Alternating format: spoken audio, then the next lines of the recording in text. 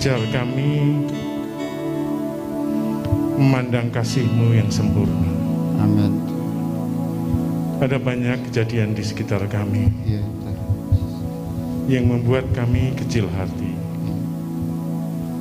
yang menarik perhatian kami, bahkan yang sering membuat kami takut dan gentar. Tapi pagi ini Engkau mengingatkan kami supaya kami memandang kasih-Mu, memandang pengorbanan-Mu, mengandang kepada kehendak dan rencana-Mu, sehingga setiap kami boleh kembali dikuatkan, setiap kami diperlengkapi, setiap kami di empowering, supaya kami kuat, teguh, dan memilih jalan dan kehendak Tuhan dibandingkan pilihan-pilihan kami sendiri.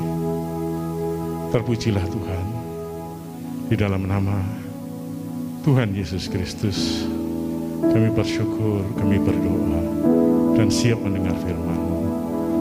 Haleluya Tuhan. Amin.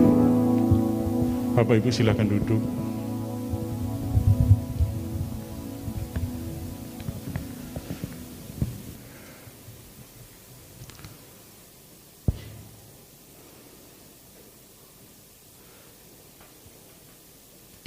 Kita percaya bahwa hari-hari ini kasih dan anugerah Tuhan tetap dicurahkan untuk setiap kita. Kebaikannya tidak berkesudahan. Anugerah demi anugerah tetap kita bisa rasakan di dalam masa pandemik seperti ini. Bahkan Bapak Ibu yang dikasihi Tuhan, kita akan terus melihat bahwa Tuhan Yesus adalah batu karang yang teguh, yang tidak tergoncangkan dalam kehidupan Bapak dan Ibu sekalian. Kita percaya bahwa kebenarannya iya dan amin. Tuhan sekali-kali tidak pernah berbohong. Dia selalu mengenapi janjinya atas setiap kita. Karena itu sebelum kita sama-sama mendengar kebesaran firman Tuhan, saya ngajak setiap kita menaruh tangan kita di dada dan tegakkan dan katakan, Tuhan sungguh mengasihi. Tuhan sangat mengasihi. Dan Tuhan tidak pernah meninggalkan aku. Amin. Nah Bapak Ibu yang dikasihi Tuhan, hari ini saya akan berbagi tentang apa yang menjadi prioritas utama sebagai orang percaya. Apa yang sungguh-sungguh harus kita upayakan menjadi prioritas. Karena hari-hari ini kita diisi, ditarik, kita juga dipromosikan dengan berbagai hal yang kadang-kadang kita tidak tahu memilih yang mana. Karena itu penting sekali di dalam hidup ini kita selalu bertanya, kita selalu memberikan hal-hal yang prioritas untuk kita kerjakan dibandingkan kita melakukan semua hal yang belum tentu semuanya itu bermanfaat. Selain itu waktu kita yang singkat, hidup kita terbatas, seminggu itu ada 7 hari, 1 hari ada 24 jam, dan bagaimana kita menggunakan hari-hari ini, supaya hari-hari ini kita gunakan dengan sangat produktif, sesuai dengan kehendak dan rencana Tuhan. Nah Bapak Ibu, saya akan membacakan di dalam Matius 6 ayat 31 sampai 33. Di layar ada Bapak Ibu, ya silakan. Sebab itu janganlah kamu khawatir dan berkata, apakah yang akan kami makan, apakah yang akan kami minum, apakah yang akan kami pakai. Semua itu dicari bangsa-bangsa yang tidak mengenal Allah. Akan tetapi Bapamu yang di surga tahu bahwa kamu memerlukan semuanya itu. Ayat 33. Carilah dahulu kerajaan Allah dan kebenarannya, maka semuanya akan ditambahkan kepadamu. Nah Bapak Ibu, pesan Tuhan hari ini di dalam Matius 6 ayat 31 sampai 33, poinnya adalah jangan kamu khawatir. Tentang apa? Tentang apa yang akan kau makan, akan kau minum, akan kau pakai. Itu kebutuhan pokok. Kenapa? Karena ini semua dicari bangsa-bangsa, dan bukan hanya itu, Tuhan tahu kita membutuhkan. Nanti saya jelaskan betapa kasihnya Tuhan pada setiap kita, sehingga dia meninggalkan segala kemuliaannya untuk turun, untuk menebus kita. Kenapa? Karena kita dianggap sesuatu yang berharga bagi Tuhan. Artinya apa? Setiap kita diprioritaskan oleh Tuhan. Tuhan meninggalkan segala kemuliaannya untuk mengasihi Bapak dan Ibu. Nah, ini apakah artinya Bapak Ibu? Bapak Ibu yang dikasihi Tuhan, artinya di dalam Matius 6 ayat 33, hal yang terutama adalah tetapi carilah dahulu kerajaan Allah dan kebenarannya, maka semuanya akan ditambahkan kepadamu. Jadi Bapak Ibu yang dikasihi Tuhan, yang terutama adalah carilah dahulu kerajaan Allah dan kebenarannya. Bagaimana prakteknya di dalam masa pandemik ini? Kita bisa mencari kerajaan Allah dan kebenarannya. Banyak kawan-kawan yang work from home karena belum biasa, hari-harinya tidak produktif. Kenapa? Bingung melakukan apa? Karena tidak dikontrol pekerjaannya, jadi tidak jelas hasilnya. Jadi bingung, kemudian ada tawaran ke sana kemari, dia bingung mengiyakan dan menolak. Ada juga yang masih ke kantor, ada juga yang diberhentikan dari kerja, ada juga yang perusahaannya harus di stop dulu, sehingga dia tiap hari mengajak kita ketemu untuk sekedar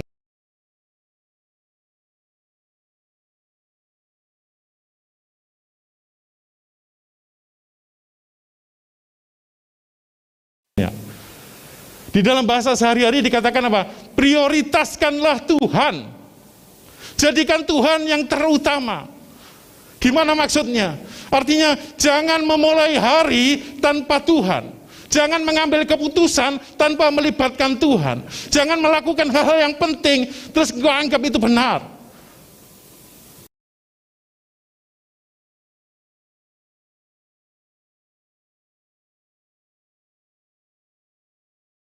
Pergi memberitakan Injil, menyembuhkan yang sakit, membangkitkan yang mati.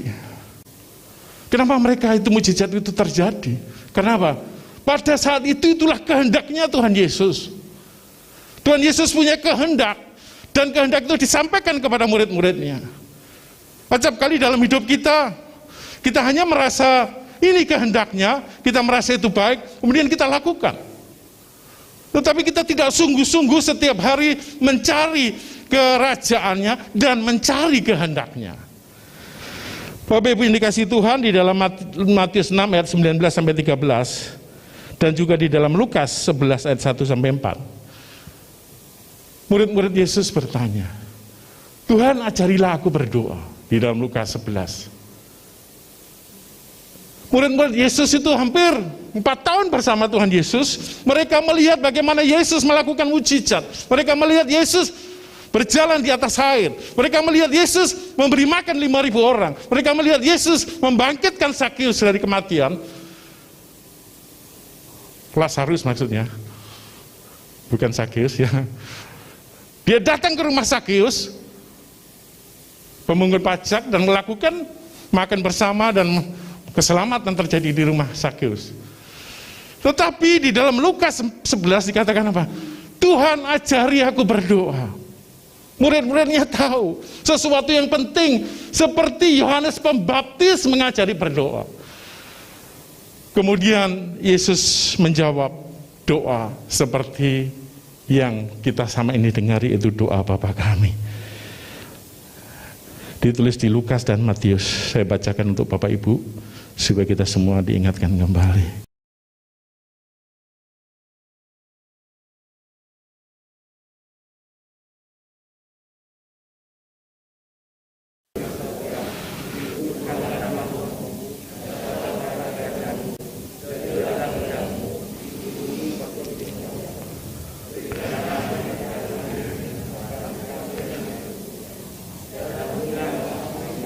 Akan kesalahan kami, seperti kami mengampuni orang yang bersalah kepada kami. Dan janganlah membawa kami ke dalam pencobaan, tetapi lepaskanlah kami daripada yang jahat. Karena Engkaulah yang empunya kerajaan dan kuasa dan kemuliaan sampai selama-lamanya. Amin. Nah, Bapak Ibu yang dikasihi Tuhan, baik yang ada maupun yang ada di rumah yang mendengar secara online, saya mengingatkan dan juga menegaskan, doa Bapa kami adalah mengambil keputusan memprioritaskan kerajaan Allah.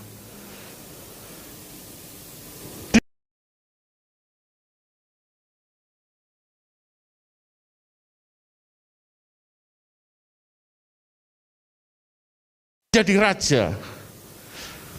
Kerajaan Tuhan itu kerajaan surga, itu bukan nanti.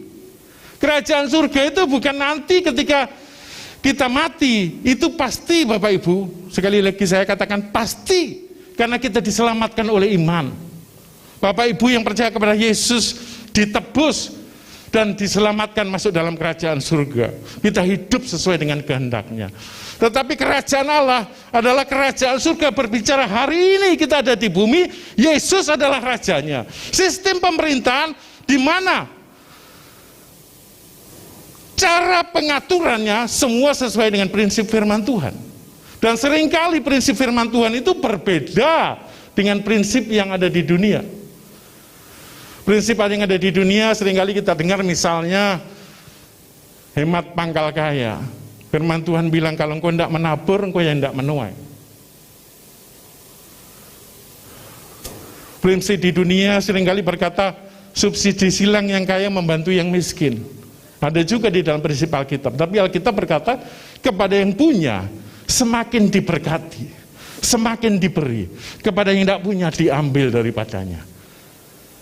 Apalagi daging bertentangan dengan roh. Hidup di dunia memang hidup di dalam daging, tetapi kita tidak bisa mengandalkan daging. Kerajaan Allah berarti apa? Pemerintahan Yesus adalah penguasa tertinggi dalam kehidupan setiap kita. Bukan keuangan kita yang menyelamatkan kita. Bukan networking, bukan jabatan, bukan keahlian, bukan profesi. Itu diberikan Tuhan kepada kita untuk menjalani hidup. Dan itu pun kita harus jalani dengan nilai-nilai kerajaan Allah. Tapi yang penting adalah menjadikan Yesus raja. Raja itu beda dengan pemerintahan presidensial atau parlementer.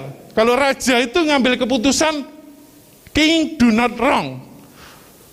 King cannot do not wrong. Artinya raja tidak bisa berbuat salah. Semua keputusannya singkat. Nggak perlu pertimbangan DPR. Pak Jokowi berkuasa, tetapi keputusan-keputusan penting dia punya kontrol pemerintah itu DPR. Artinya kekuasaannya terbatas. Tapi raja, Yesus, raja, itu unlimited resources, sumber yang tidak terbatas. Karena itu Tuhan Yesus layak dipercaya. Katakan amin.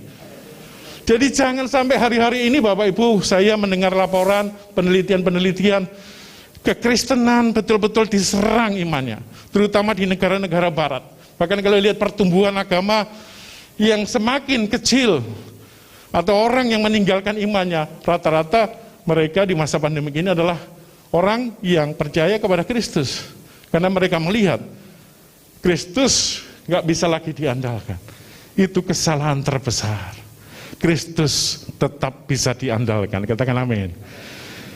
Kristus adalah kekuatan kita yang terutama. Karena itu Bapak Ibu 2 poin. Apakah kehendak Tuhan? Apakah raja kita itu Yesus? Apakah penguasa tertinggi itu Yesus dalam hidup kita? Kalau enggak Bapak Ibu, kita akan melakukan banyak kesia-siaan. Endingnya itu menyedihkan. Banyak orang melakukan hal yang baik banyak. Tapi belum tentu yang baik bagi seseorang itu kehendak Tuhan bagi kehidupan kita. Ada yang merasa dia baik, oh kita contoh, tapi kenapa kok saya gagal? Karena kehendak Tuhan atas setiap pribadi berbeda. Katakan amin. Kehendak Tuhan atas sahabat saya, atas diri saya, atas tetangga saya berbeda. Atas pemimpin satu, pemimpin yang berbeda. Itu kehendak pribadi. Kehendak umum tetap pewahyuan sifatnya umum. Tapi yang khusus Bapak Ibu, mari kita cari. Mari kita selalu mengutamakan, datanglah kerajaanmu, jadilah kehendakmu. Bukan kehendak kita. Seorang bapak 2 minggu lalu datang ke rumah saya. Pak, saya minta dimuridkan. Saya bilang, ini masa pandemik jadi nggak bisa sering ketemu. Nggak apa-apa Pak. Terus saya tanya, apa persoalan yang utama? Saya sering kali merasa kehendak saya yang paling baik. Tapi sering kali saya bertentangan dengan kehendak Tuhan. Wow. Saya bilang, yang Bapak sampaikan benar. Mari kita mencari kehendak Tuhan dalam setiap peristiwa. Saya ulangi, mari kita mencari kehendak Tuhan. Kalau engkau mendapat penawaran apapun, kelihatannya baik, jangan buru-buru diambil, ambillah waktu. Berdoa. Tuhan, apakah kehendak-Mu ada di tempat ini?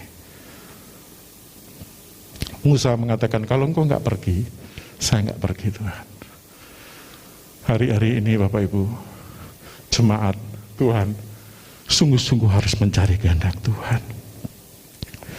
Saya akan mengambil contoh Bapak Ibu di dalam Matius 13 ayat 44 sampai 46. Hal kerajaan surga itu seumpama harta yang terpendam di ladang yang ditemukan orang lalu dipendamnya lagi.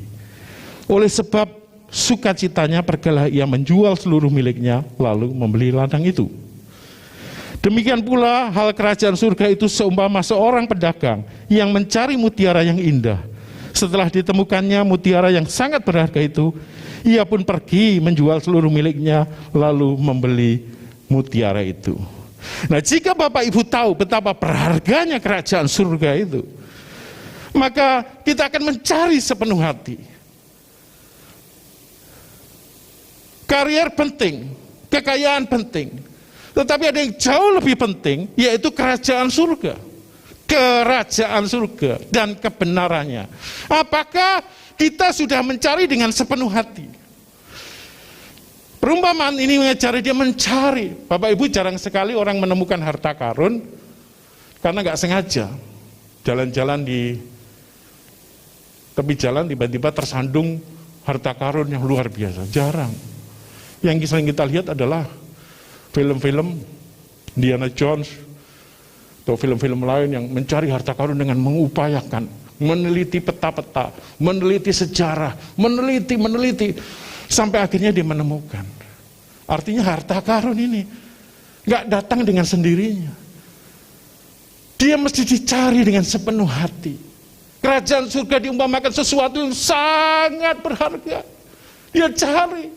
Dia ada waktu, dia meneliti, dia menggali, membandingkan, sungguh-sungguh ini benar gak?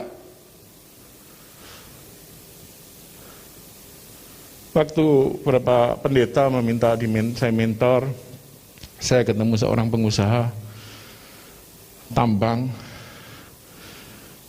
yang menceritakan bagaimana rindunya sama kerajaan Allah.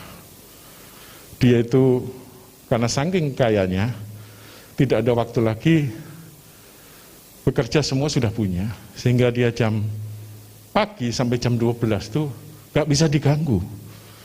Saya kalau WA dia, baru jawabnya jam 2 gitu. Dia bilang, maaf Pak Mahyoni, kenapa? Jam itu saya selalu membaca firman, meneliti, menyelidiki. Saya WA-an sama dia dengan firman. Itu saya bukukan, karena yang dia sampaikan itu permata bagi saya karena penyelidikan dia. Itu dalam waktu 2 bulan itu sudah 25 halaman saya cetak. Waduh, kerinduannya. Jadi ketika ngomong firman, dia bisa sungguh-sungguh, kemudian dia jam 12 ke atas setelah makan dia baru melakukan hal lain.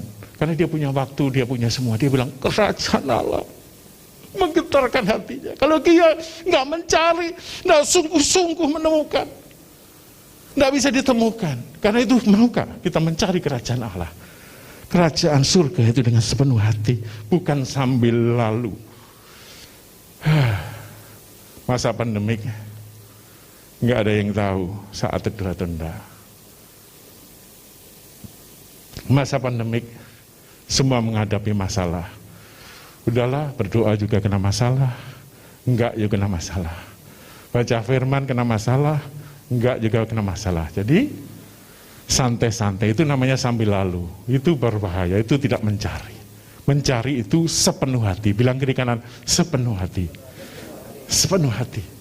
Mengutamakan. Kalau suka baca, beli buku-buku. Diteliti. Kalau suka baca firman, Alkitab dibaca. Berbagai versi diteliti. Aduh, sejarahnya gimana ya?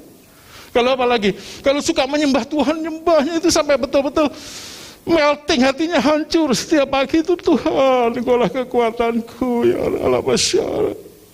Dia hanya nangis, dia merasakan anugerah, berbicara Tuhan. Bukan berdoa sebagai suatu kewajiban. Berdoa habis itu pergi. Tuhan mau ngomong, udah pergi. Langsung berdoa, banyak kalimat diungkapkan. Kemudian Tuhan ngomong, anakku dia udah pergi, amin, tinggal pergi. Itu sambil lalu. Mau makan berdoa, mau pergi berdoa. Itu sambil lalu. Tapi orang yang mencari kerajaan Allah, ada waktu khusus. Dia senang, dia rindu, dia mencari dengan sungguh-sungguh. Dan Bapak Ibu, ketika dia ketemu, sukacita. Oh, ini pertanyaan saya. Kenapa orang Kristen tidak boleh cerai ya? Kenapa? Kenapa ya kita butuh Roh Kudus? Dia cari, dia teliti. Oh, ini ya. Dia senang, dia melompat-lompat. Dia ceritakan. Dia ketemu lagi apa?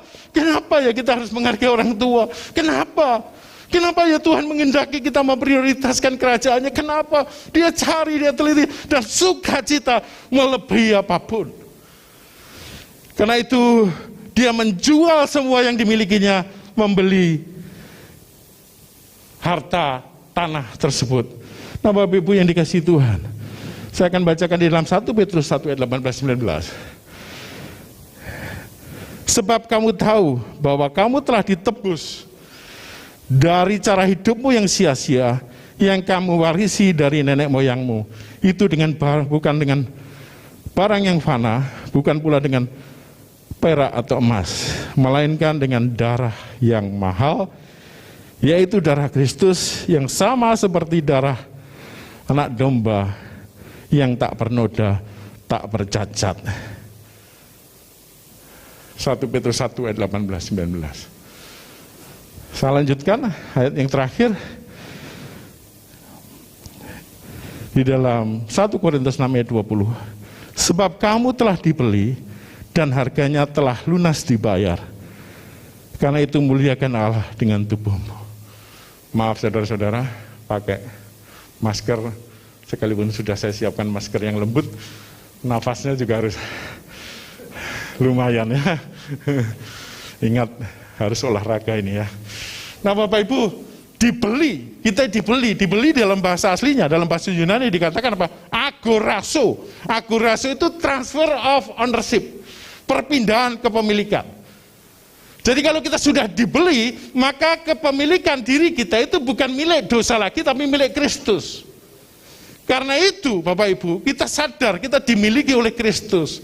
Kita bukan lagi hamba dosa, tapi hamba kebenaran. Kenapa? Karena Yesus melihat kita ini begitu berharga, kayak harta karun tadi. Dia tinggalkan surga, Bapa dan Roh itu satu di dalam persekutuan yang indah di surga. Ketika Yesus turun, seorang hamba Tuhan menggambarkan, aduh, anakku kau harus turun. Bukan sukacita, engkau pergi dengan misi menyelamatkan manusia, membeli mereka. Kalau kita bisa membeli dengan apa yang kita punya, kita jual. Rumah ada, kita jual, kemudian kita beli rumah baru. Tapi ini dibeli dengan sangat mahal, dengan darah Yesus. Engkau sangat berharga. Coba tengok kiri kanan, beri senyum sekalipun dalam masker. Sekarang enak, kita pakai masker. Orang tersenyum atau tidak itu tergantung hati kita. Kalau hati kita baik, semua orang kelihatannya tersenyum. Tapi kalau hati kita sedang sensitif, sedang gampang tersinggung, sedang kecewa, semua orang rasanya mencibir kita. Terserah benar atau salah. Pokoknya kalau hati kita sedang kecewa, ketemu orang yang baik pun, dia kok nggak senyum ya. Dia nggak mau nyapa. Duh, ngapain gua sapa? Karena apa? Hatinya. Jadi masker menutupi kepura-puraan kita. Hati kita akan muncul yang asli. Katakan amin. Karena itu pilihlah. Engkau menyadari Bapak Ibu. Engkau begitu berharga. Semua ditinggalkan. Yesus nangis. Eloi, Eloi, lama sabachthani. Bapa Tuhan, do you left me behind? Engkau meninggalkan aku. Penderitaan Yesus Bapak Ibu di kayu salib sangat menderita. Saya bertobat tahun 86 mengikuti seminar Physical Death of Jesus Christ. Kematian Yesus. Kakak pembina saya seorang dokter dari Universitas Brawijaya menceritakan detail sakitnya Yesus menebus kita. Ketika tangan dipaku, ketika cambuk yang ada pakunya menancap di punggungnya dan ditarik dagingnya terkelupas. Ketika infeksinya, waduh physical death itu nangis saya, dengar nangis. Tapi Yesus menangis bukan karena itu, perhatikan. Yesus menangis ketika apa? Bapa meninggalkan dia. Dia menangis, Bapa juga gak tahan melihat penderitaan Yesus. Dia menangis. Yesus berkata, Bapa, Eli, Eli, lama sabachthani. Mengapa engkau meninggalkan aku?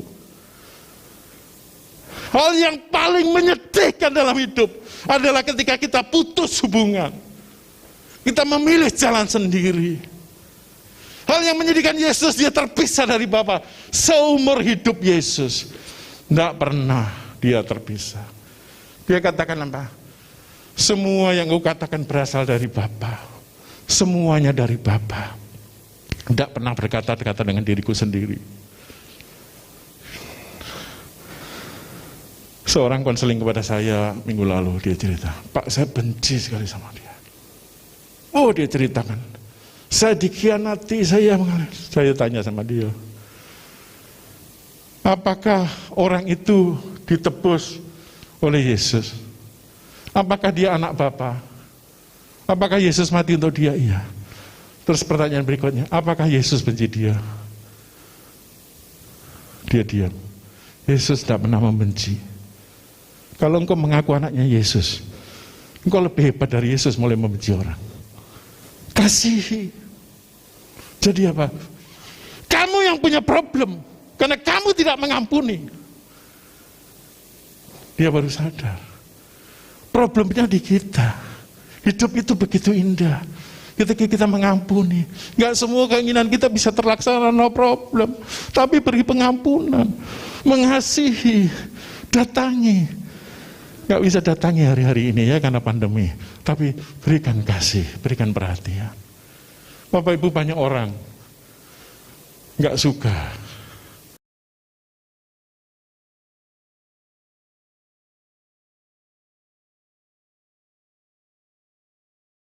dengan kita. Karena kita jauh dari sempurna. Sehebat apapun kita, ada kelemahan-kelemahan yang kita miliki. Tapi ingat, engkau berharga di mata Yesus. Dia juga berharga di mata Yesus. Prioritaslah kerajaan Allah dan carilah kehendaknya. Engkau akan bisa mengampuni. Karena itu perintah. Engkau akan bisa mengasihi. Karena itu adalah perintah. Bapak Ibu yang dikasihi Tuhan, mari kita mengambil keputusan yang benar. Mari kita tundukkan kepala kita di hadapan Tuhan. Kita berdoa. Bapa, kehendak-Mu jauh lebih baik dari kehendak-Ku.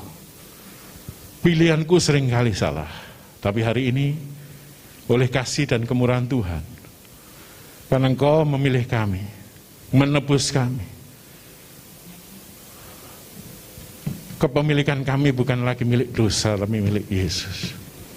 Engkau menebus dengan darah yang mahal, darah-Mu sendiri, dengan harga yang mahal, darah-Mu sendiri. Karena itu biarlah kami dalam hidup yang sekali ini boleh mencari kerajaan Allah dan kebenarannya dan meminta kehendak-Mu terjadi. Biarlah berkat di dalam nama Tuhan Yesus Kristus. turun kepada setiap orang yang mendengar firman ini. Oleh kebaikan dan anugerah Tuhan, oleh kasih-Nya kepada setiap orang. Dan setiap kami boleh memutuskan untuk berdamai dan mengampuni siapapun yang bersalah kepada kami. Seperti doamu yang menjadi kekuatan bagi kami, yang akan terjadi di hari-hari ini. Di dalam nama Tuhan Yesus Kristus. Amin. Tuhan memberkati Bapak Ibu sekalian.